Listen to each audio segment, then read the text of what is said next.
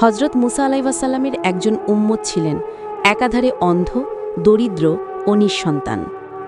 একবার তিনি হজরত মুসা আলাইহিসসালাম এর কাছে গিয়ে নিজের সকল দুরাবস্থার কথা খুলে বলে তার অবস্থা পরিবর্তনের জন্য আল্লাহর নিকট প্রার্থনা করতে অনুরোধ করলেন।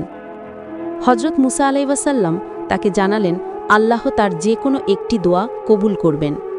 লোকটি চিন্তা করতে লাগল, কোন দোয়া সে করাবে, চোখ ভালো হওয়ার জন্য, সন্তান লাভের জন্য, নাকি অর্থ সম্পদের জন্য। অতঃপর লোকটি মুসা আলাইহিসসালামকে পরে জানাবে বলে বাড়িতে চলে এলো। বাড়িতে এসে লোকটি সব ঘটনা স্ত্রীর নিকট খুলে বলে পরামর্শ চাইল। স্ত্রী ছিলেন খুবই বুদ্ধিমতী ও বিচক্ষণ।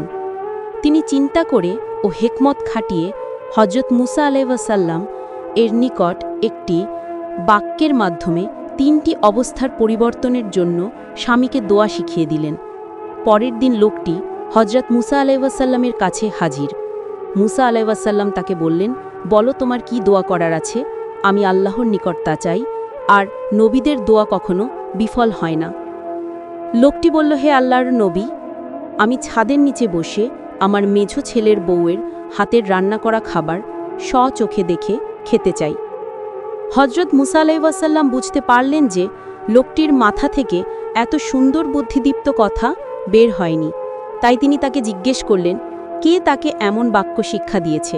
কারণ একটি বাক্যের মাধ্যমে তার চোখ ভালো হওয়া, একটি দুটি নয়, 3টি ছেলে সন্তানের হওয়ার জন্য দোয়া করা এবং দারিদ্রতা দূর হওয়ার দোয়াও রয়েছে। লোকটি হজরত মুসা আলাইহিসসালাম এর নিকট তার স্ত্রীর কথা খুলে বললেন এবং বললেন যে আল্লাহর নবীর কথা মতো স্ত্রীর সাথে রাত্রে পরামর্শ করলে স্ত্রী তাকে এ বুদ্ধি দেন। অতঃপর হজরত মুসা আলাইহিসসালাম লোকটির জন্য আল্লাহর দরবারে দোয়া করলেন। আল্লাহ পাক নবীর দোয়ার বরকতে লোকটির যাবতীয় চাওয়াগুলো পূর্ণ করে দিলেন।